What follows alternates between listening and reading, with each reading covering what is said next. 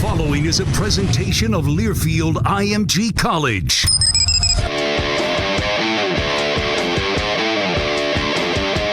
From the Georgia Southern Sports Network, powered by Learfield IMG College. Wings up, Eagle Nation! Touchdown, Georgia Southern!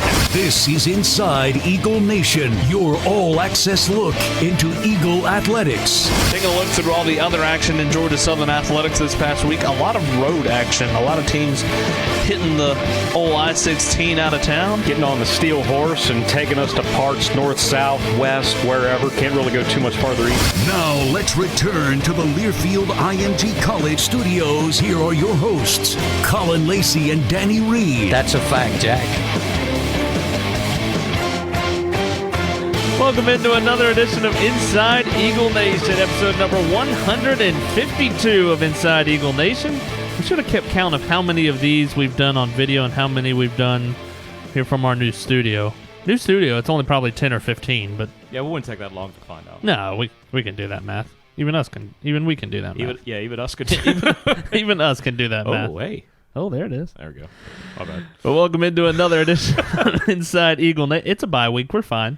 Well, it's also... Let your hair down a little bit. It's also sweater weather now. Oh, I'm so excited. You've jumped into quarter zip season. Whenever it gets below 70, I jump into quarter zip weather pretty quick. And I like it too. Oh. Don't get me wrong. I love the summer, but that first little bit, when it starts to cool down just enough when you think, okay, some long sleeves, it's gonna feel all right. Yeah. You got fall baseball mixing in. Basketball's going to start here in the next 3 weeks.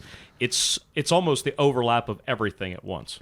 Yeah, you've got fall baseball going on. They took on East Georgia in a scrimmage last weekend. They're going to be heading down to Gainesville, Florida to take on the Florida Gators in what essentially turns into a doubleheader type format. They don't necessarily take a break in between, but it ends up being a couple of games down against the Florida Gators. We will talk about that much more next week's edition of Inside Eagle Nation. You've got softball out at Eagle Field doing a couple of fall scrimmages. You had one 2 weeks ago, one last week, one coming up this Saturday over at Eagle Field. Got a doubleheader on Saturday afternoon. So a lot going on. Saw one of the matchups against Georgia Military that threw no hitter. That's it. Yeah. Everything going on at once, and it's the perfect time for a bye week for a lot of different reasons. We'll dive into that a little bit later. Sure. But now you've got soccer winding down, volleyball starting to hit the tail end of their season. So you've got everything still going, basketball getting ramped up, ready to go in a couple of weeks to tip it off in the beginning of November. We're actually going on now with both men's and women's practicing. I was over in the back gym watching the men practice. They've had a really good start to the season. I've spent a couple of sessions with second-year coach Brian Berg. They've been working through some things now that he finally has a team that he's able to have contact with, because a year ago he put it all together over Zoom. He didn't get them until the second week of August, until they were all on the court. Somehow won 13 games.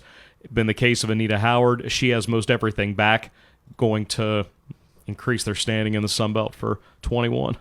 You get to catch up with head coach Anita Howard on tomorrow's edition of Tuesday Talks with Jared Benko. You can go ahead on GS Athletics on Twitter, on Georgia Southern Athletics on Facebook. You can go ahead and find those, as well as get your questions in for Coach Howard tomorrow with Jared. But a lot to get to in this week's edition, but this is a little bit of a, again, we talked about it with being a bye week, kind of a let your hair down edition. So we want... We can't necessarily do that. The flowing manes that he and I have. Yeah, but you out there, you may be able to do it a lot easier than we are.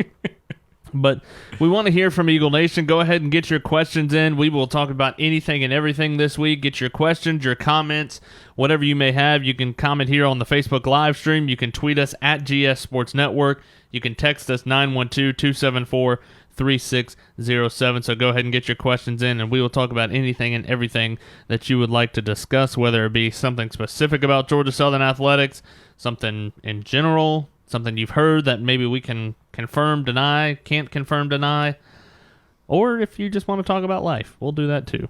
We will answer all burning questions. We will cover it all. I feel like we need Frank for the burning questions, but...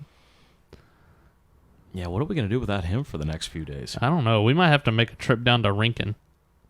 I think he would appreciate that. Yeah, I think he would too. Yeah. I wonder if they have pizza down in Rincon. Oh, yeah. I'm sure they do. Come on.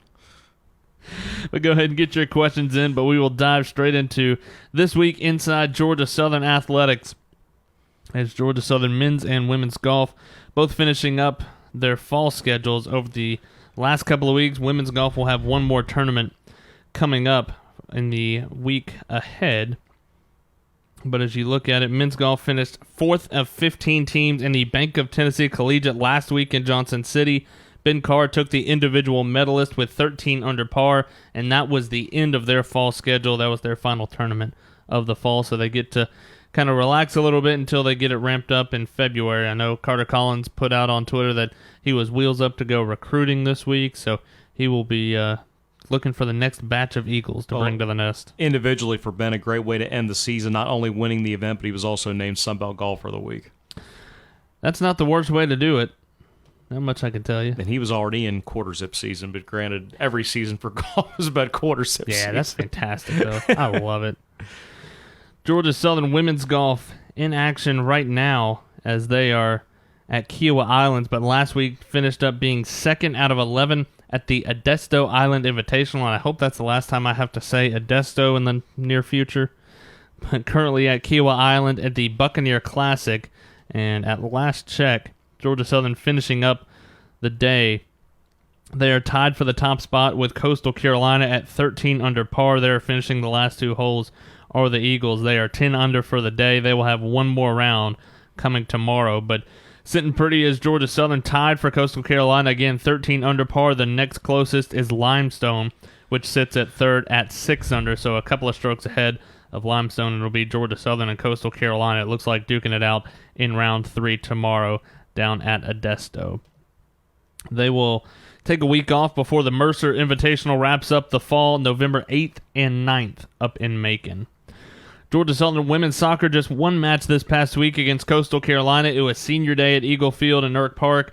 But women's soccer dropped that one against the Chanticleers 4-1. They enter the final week of the regular season, rather. Thursday they will be at South Alabama, an 8 p.m. kickoff, and then a 1 p.m.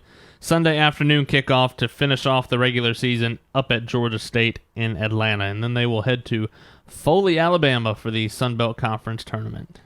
It all builds to that point, and when you see a lot of people get honored on senior night, I know it's partly a product of the COVID pandemic and a lot of people getting that waiver year, but the more people you can see getting honored, those are the teams that you have to think are going to be positioned to make a run in tournament play simply because of the experience that's there. Taking a look at the women's soccer standings, Georgia Southern falling down to 3rd place in the Sun Belt Conference. Arkansas State still sits atop at 6-1-1. They have 19 points. Again, we talked about it last week, the way soccer works. It's based off of points, a lot like you see in NHL hockey. Right. So you get 3 points for a win. You get 1 point for a tie. So Arkansas State with 19 points. South Alabama with 17 points. So Georgia Southern will be going up against one of the top teams in the conference when they head to South Alabama for the 8 p.m. kickoff on Thursday.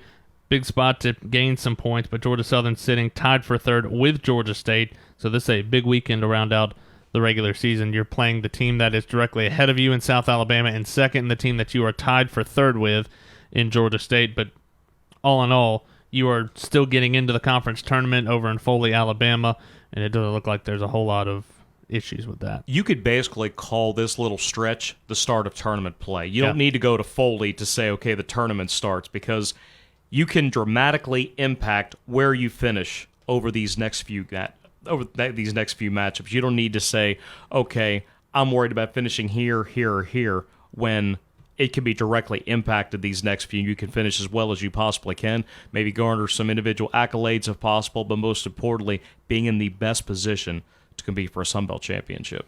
So a big week for Georgia Southern women's soccer. Men's soccer fell in both matches last week, 3-1 at South Carolina up in Columbia on Tuesday evening. They fell 3-2 against the Mercer Bears on Saturday at home at Eagle Field.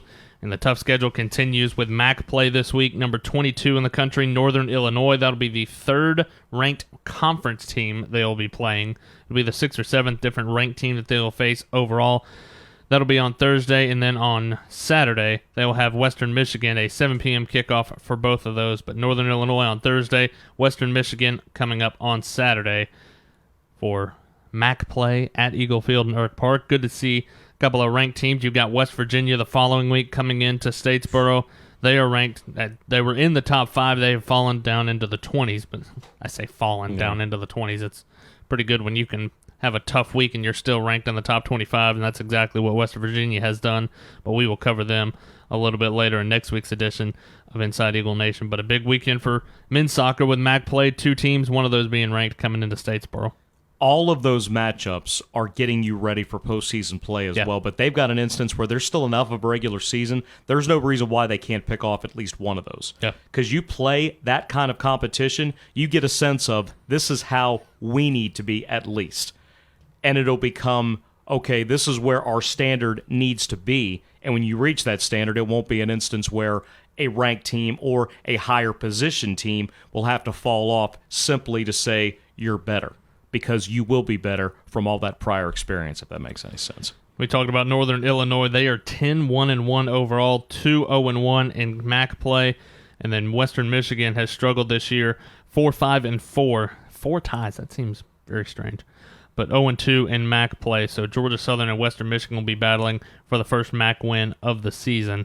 And again, everybody goes to the MAC tournament. You will have the top seed, which right now it's Bowling Green and Northern Illinois. Duke can get out for the top of the MAC. They will be the host of what the MAC tournament will look like coming up in a couple of weeks.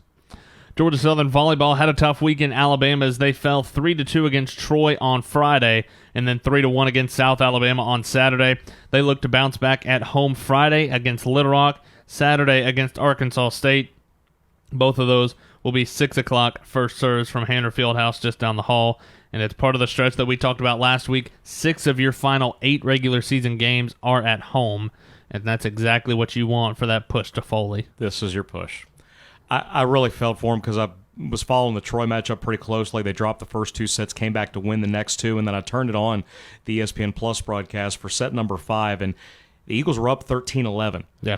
There was a controversial call. It looked like the ball may have hit the ground at 13-12. It was ruled that Troy flapjacked it, got it to 13-13, then won the final 2 points. Flapjacked it. I like it. One of the few volleyball terms I actually know. I like it. But to me, it looked like it hit the floor, but when they reviewed it, it was inconclusive, and then Troy ended up pulling it out in 5 sets. Really good match, though. I thought the Eagles did everything they could. It just didn't go their way.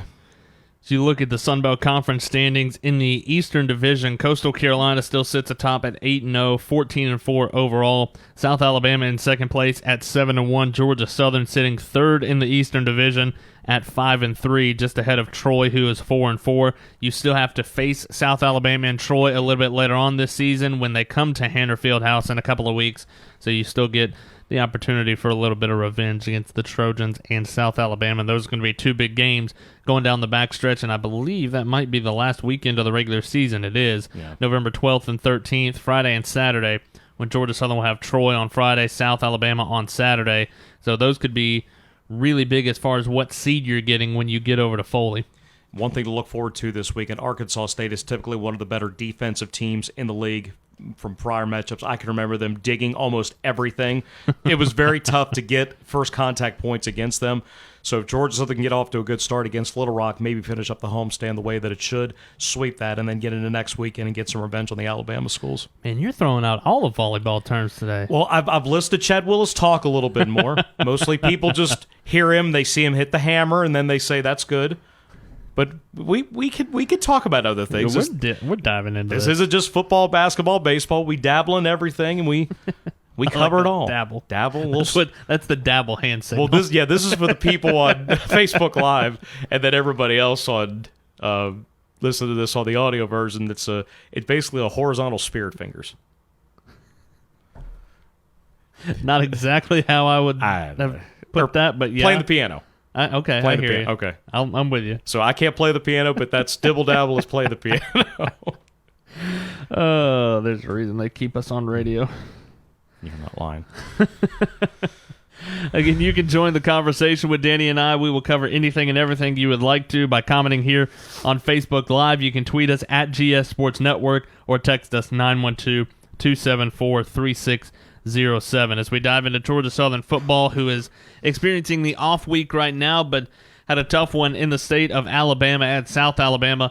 Before we get into this game, it was a 41-14 victory for South Alabama on Thursday night, nationally televised over at Hancock-Whitney Stadium. We got the chance to go around Hancock-Whitney a little bit. JT Crabtree, good buddy of ours that we had on the podcast last week, was able to take us around and really, really liked that stadium. As much as I disliked Lad People Stadium, I really liked Hancock-Whitney. And you could really tell, we talked about it a little bit on pregame especially, you could tell how much it has changed. And I don't know how much of the change of the vibe, as Chad Willis would say, how much of the change of the vibe is because of Hancock-Whitney Stadium. Yeah, say it right. No. I'm not. You got vibe. No. You gotta say it right. No, I'm going to let y'all handle all that.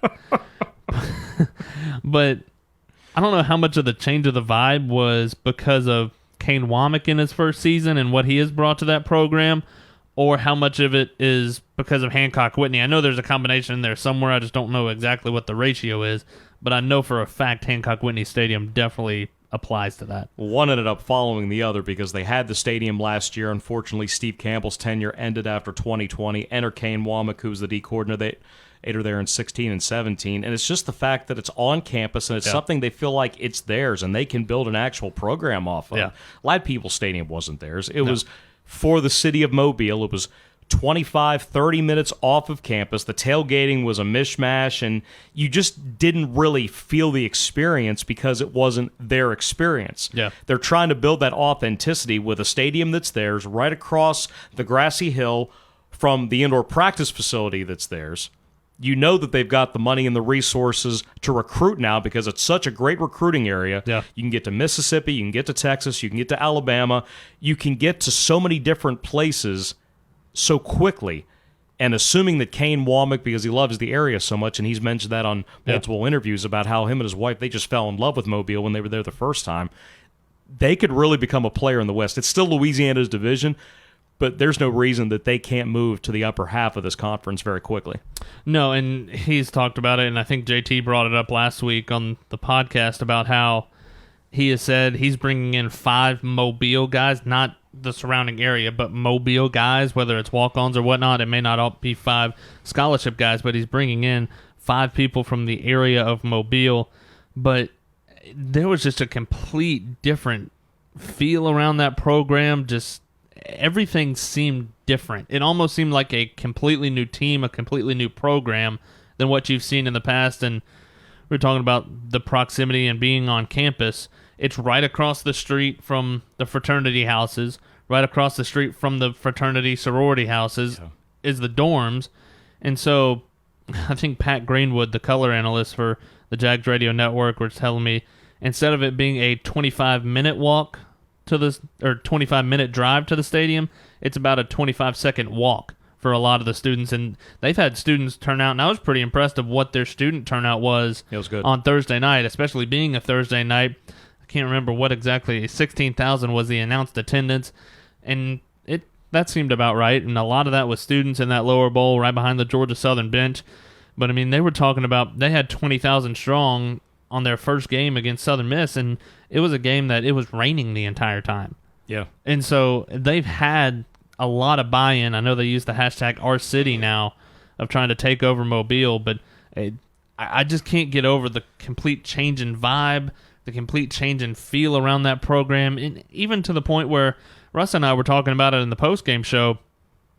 You didn't see the personal fouls, the kind of crazy stuff that you saw before of Collapses. Yeah.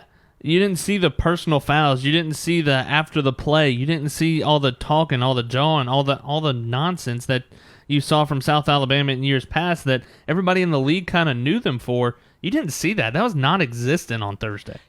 It's been a very vanilla program for a little bit more than a decade. They don't have anything to really latch on to. You don't really know them for a standout defense. You really don't know them for standout offense. Yeah, they've had a couple of NFL guys. Gerald Everett comes to mind. He was a second-round pick a couple of years ago by the Rams, and now he's with the Seahawks. They just don't have a whole lot that lets you know that it's South Alabama football. They're just a team. They're average at best. But that performance Thursday night, coupled with what they've done this season, that could be a 6-0 team very easily. Yeah. They were a missed field goal away from beating the Cajuns. They should have beaten Texas State. They were up 14 points midway through the fourth quarter and blew it in 4 overtimes. But 4-2, it's likely they're going to go to a bowl game for the third time ever. This may be the best team that they've had there. And you saw what you can have with an experienced quarterback. Jake Bentley tore Georgia Southern up. They had never had anybody account for 5 touchdowns in a game. He set a school record throwing for 389. Jalen Tolbert, the All-American receiver, we mentioned him a lot more than probably we wanted to, but when you catch 11 balls for 174, your name's going to come up a lot. Even Jalen Wayne had over 100 yards receiving. And for the second straight week, the Eagles could not find a way to consistently run the ball because the first half was filled with 3-and-outs. And you talk about Jalen Tolbert, and he's somebody that Terry brought it up a good bit on the broadcast that you knew he was the All-American wide receiver coming in, multiple-time first-team All-League, and he's somebody that ends up with 11 catches, 174 yards, like you talked about in the score. He's somebody that the last couple of weeks especially, whether it be Arkansas State, whether it be Troy or South Alabama, we've talked about they've had one receiver, at least, one receiver that was really good coming in. The whole league knew about him. He's the only one that you really saw that type of performance that you expect out of somebody like that. There was the others that, it's not to say that they had bad games, but they didn't have that dominant performance. Jalen Tolbert came out, and it wasn't because, there was some of it because Georgia Southern busted coverage, whatnot, but there was a couple of them, he would just went up between 2 or 3 defenders. I think of that ball that he caught late in the ball game, went up between 2 different Georgia Southern Eagle defenders that were there and just went up and got it. You can't more than double cover somebody. And again, there was stuff that Georgia Southern did that kind of made it a little bit easier for him, but he went out and he did what he was supposed to do with the accolades that he has. It became how is Georgia Southern going to stop him? Yeah. You knew he was going to get some of what he usually does. Right. But he got all of it, and then he got more of it. He started taking from other people. He just made every catch imaginable, balls that were throwing him wide open, double coverage. He scored against Georgia Southern for the 3rd straight year. He's not the biggest guy. He's got good speed. I wouldn't call him a burner, but he just catches just about everything that's thrown to him. And most of the time, he's doing it with people all over him. Because when you wear number 8 for South Alabama, people know where you are. Yeah. You're not going to surprise a whole lot of people. But even so, they moved him in the slot. They used him in motion. They ran him through a pistol formation, which I don't know that I've seen with the way that Major Applewhite called the game. And I said this a couple times during the broadcast. I think the true MVP of that game was Major Applewhite, the OC, because I think he called a fantastic game. No doubt. And that was on a short week. But they found a way to account for better than 500 yards of offense. And you know that after blowing a chance against the Cajuns in Texas State and knowing that Georgia Southern was 7-0 all time, there was probably a little bit more from South Alabama standpoint. Like, all right, look, we got to end this. We know that Troy is our rival. If you're South, Battle for the Belt's coming up, and that's the game that got Steve Campbell fired last year when they lost 29-0. But the other one, you're 0-7 against Georgia Southern. That was one to them. All right, this needs to end so we can show that we're finally moving forward. No, and that's what I was even more surprised that you didn't see the personal fouls, the late hit stuff, the things you normally saw from South Alabama. Because when it got to 10-0 after the first quarter, and when you were 31-8 at halftime, I'm like, okay, this is about to get ugly. And not the score, which it kind of did, but in the post-play stuff. But it didn't, which was even more surprising because it was a lopsided game. You knew they had it in their mind that they were 0-7 against Georgia Southern before that. And so you knew all of that played into it, but I think that goes to show you what kind of program, and we were talking to JT and JD and Pat after the game, that goes to show you what Kane Womack has brought to this program and the kind of program that he's starting to build there at South. There's just so much to like about South now, where before you thought, man, I never thought I would hear that come out of either one of our mouths. You're going to Ladd-Peebles Stadium. It's one of those, very similar to Legion Field up in Birmingham. I feel like they're carbon copies of each other. Which is great for a bowl game. Yeah. But not for... Or a Senior Bowl. Now everything's on campus. Everything is at Hancock-Whitney, which is an even bigger boon for them. Right. And so it's not that Ladd-Peebles was a bad. Lad Peoples would have been nice for a bowl game. Would have been nice for the historic ambiance of Lad Peoples Stadium. It's not a road game because it was almost a road game for South Alabama. And Glenn Ingram asking us, did either of us miss Lad Peoples Stadium? And I think I can speak for you and say no. No, the 2017 New Hampshire game is enough to make us not miss either Legion Field or Lad Peoples because I think of them as one and the same. Yeah, pretty much. But even winning the GoDaddy Bowl there in 15, it was fine because it felt like a municipal kind of stadium, a city stadium, where the Chamber of Commerce and City of Mobile are all working together to put on something like that. And that's a memory that Eagle Nation's always going to have. And remember, that was also the spot of Georgia Southern's first ever Sun Belt game in 14. Beat South that day 28-6. But as far as that being a home stadium in the Sun Belt, it was never accepted because it wasn't. No. Now South has that, and they have turned what everybody thinks about Jaguar football completely around because now people are going to look at South as, okay, it's the Cajuns. I think eventually Ark State catches back up, and I think they have a bigger rebuild. Right now, you could make the pretty compelling and probably a pretty easy case that South is the second best team in the West. Yeah, and it's up and down, the West has really improved, and we're going to talk about this a little bit later on, but ULM under Terry Bowden is being... Good for them. Yeah, no doubt. Good for them. With the victory over Liberty on Saturday night, that's one that I think ULM and a lot of people around ULM needed to be able to see that, hey, we're moving in the right direction under Coach Bowden. That was great. We'll talk about that a little bit later on. But your game of the week. Yeah, excuse me? 32.5-point favorite what? Yeah, all right. But the West especially just seems 1 through 5, and it's still Louisiana's side to lose. There's no doubt about that. But I think 2 through 5 has gotten a lot thicker than everybody else would have imagined because I think Texas State makes me eat my words every time I say this, but they're a lot more improved than Should it people. Be Troy? Yeah, they're a lot more improved Troy. than what people think they are. Had Troy beat, had a pick six, about 6 minutes left, ended up giving them the game away, but they came back from double digits again, and they should have won the game. South Alabama, I don't think anybody would question that they're ahead of schedule of where they thought they would be under Kane Womack in his first season. Yeah. And so you talked about Arkansas State. Eventually they're going to get there under Butch Jones. I think the West is starting to get a little bit more dicey than everybody wants to think. And it's not necessarily that the East is running the Sun Belt anymore the way it has been the last couple of years where the top 2-3 teams are coming out of the East. And look, right now it's easy to think more that way because App State just got pummeled by the Cajuns. Right. But let's be honest, App State is not 4 touchdowns worse than Louisiana. No. But it was just one of those nights where, like we saw in Statesboro in 2018, when it goes bad for App, it goes really bad for App because they have built themselves to a point where if they start to trail, they do not know how to respond to it. That's why they turned the ball over 4 times. That's why they mysteriously could not stop the run, and that's why the Cajuns blew them out on national television. They're feeling great going into a midweek matchup. They've got Arkansas State coming up on Thursday, a game that the Red Wolves really need. Otherwise, that could be a 1-11 season. Yeah. Now, they do have ULM left, but hey, ULM's 3-3 now, so let's not just go ahead and count that as an automatic win for anybody anymore. No, and you look up and down the Sun Belt Conference standings. In the East, you've got Coastal Carolina, obviously at the top, 6-0, 2-0 in league play, and they play their what feels like 47th game in the midweek this week.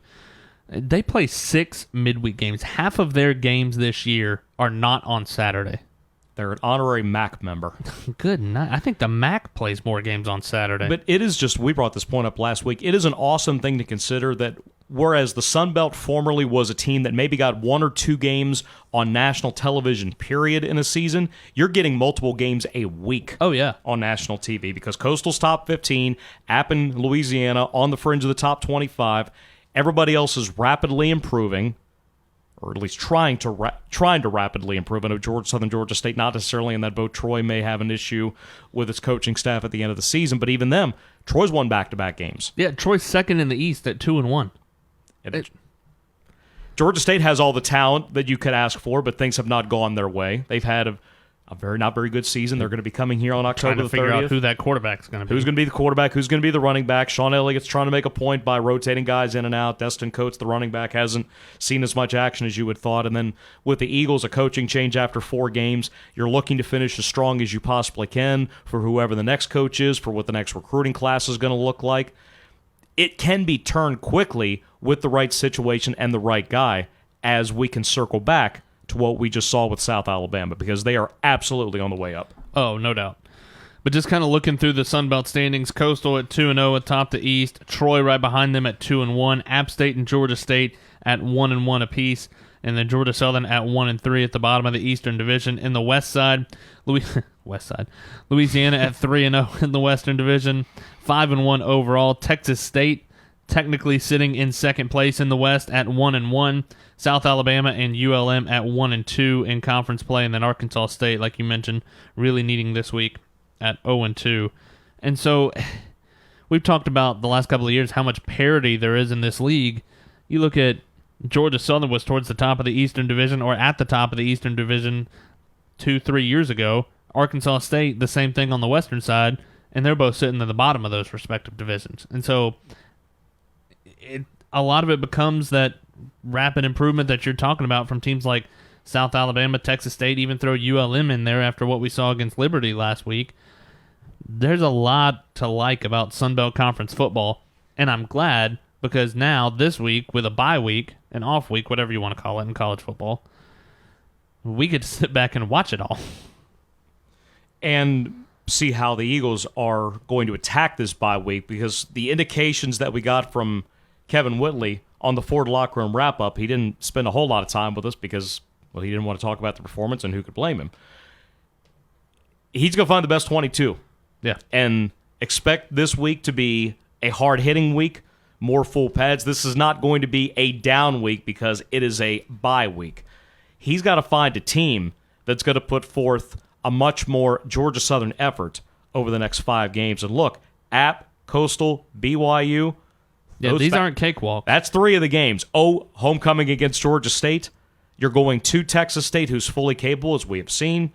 They still need things to go right for them instead of almost everything going wrong for them at the worst time. These are 5 that you better be ready to roll. And thankfully, the Panthers begin that, because I would want time to get ready for what's become a rival.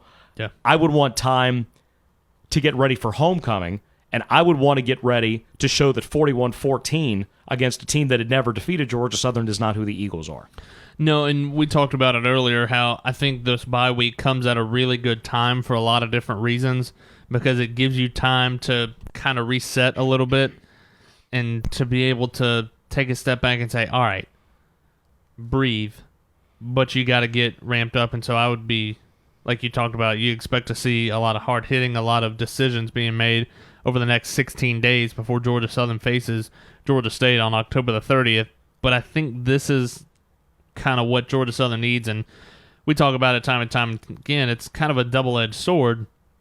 You don't want to have to sit on a 41-14 game for 16 days, but I also think it, again, comes at a good time that you get to kind of take a breather.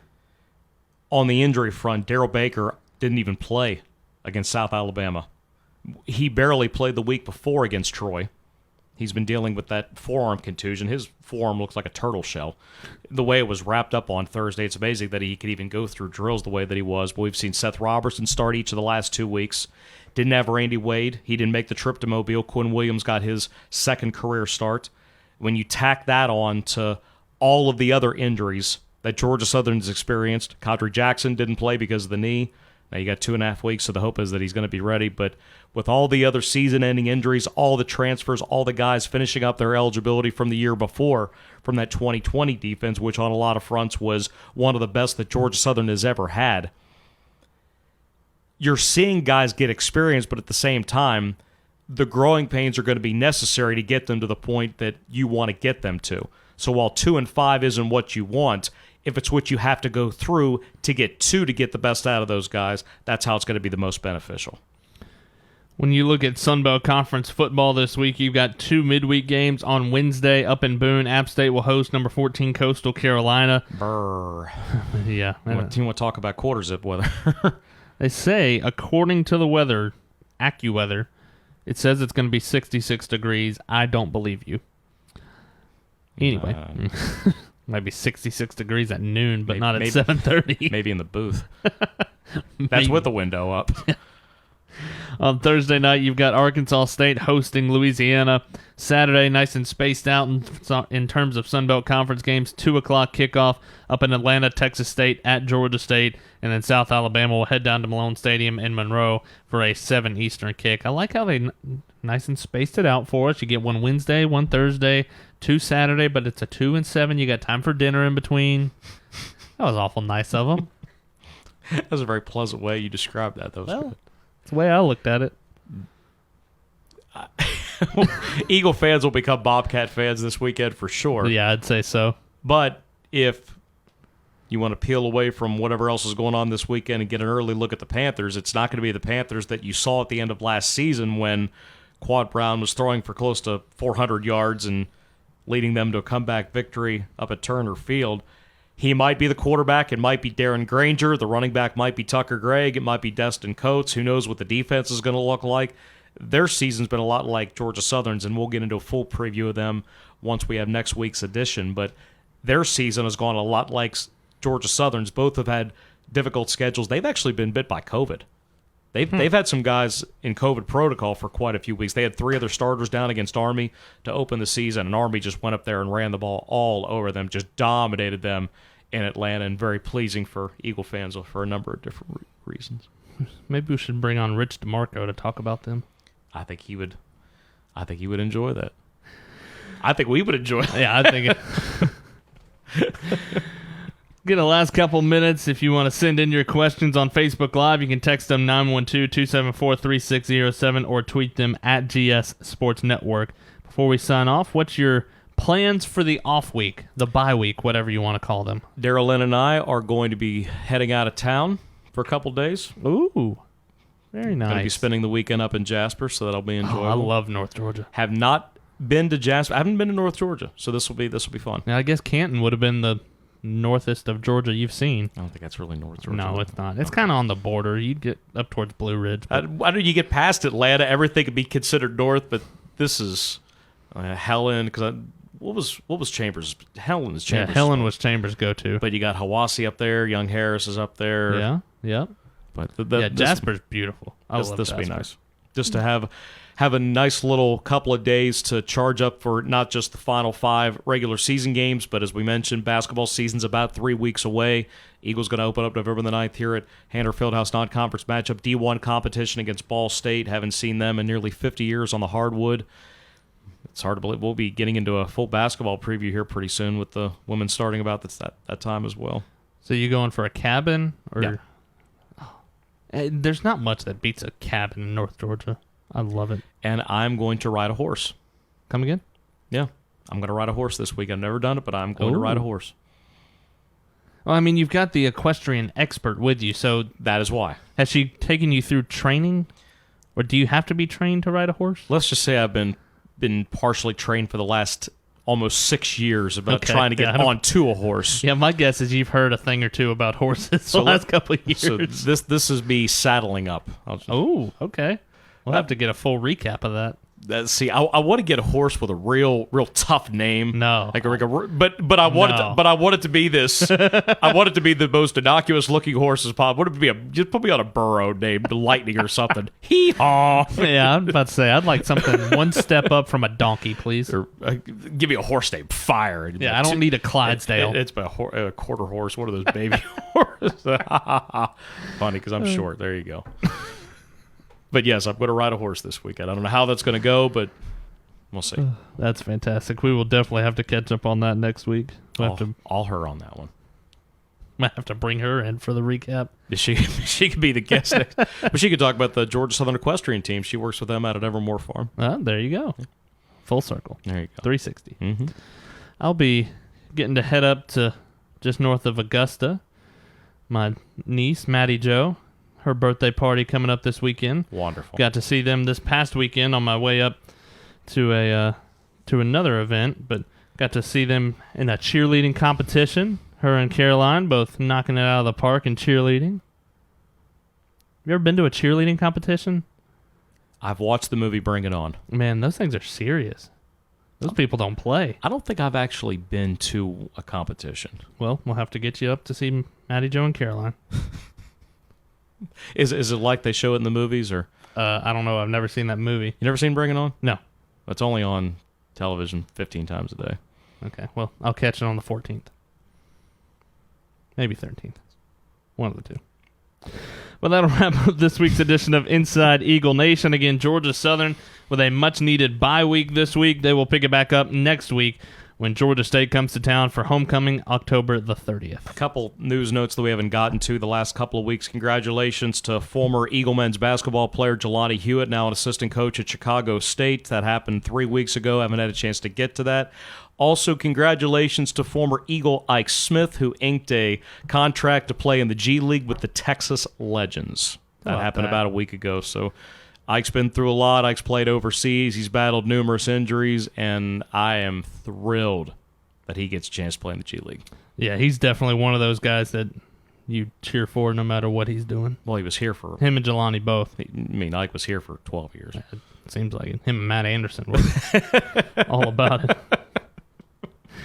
Quick update on the scoreboard from Georgia Southern Women's Golf as they are down at Kiowa Island at Oak Point Golf Club. They have finished up and they lost one stroke to Coastal Carolina, so they will enter round 3 tomorrow. In second place by their lonesome, Coastal Carolina in first at 14 under par, Georgia Southern 13 under par, so well within striking distance of the Chanticleers. Individually, Saracen Radisson in second place by herself at 7 under, and Emma Bell tied for fourth with 3 under for Georgia Southern individually. We have driven to Coastal Carolina quite a few times in all sports. Done a couple podcasts on the road, too. There is no shortage of 5 different golf courses simply on the drive from the hotel to get to campus. No. So if they're not good at golf, that's a problem. Yeah, that's a good point. I mean, we passed by every restaurant known to man on the 2-lane going through Highway 17, but it has to be 5 different golf courses in that half-hour drive.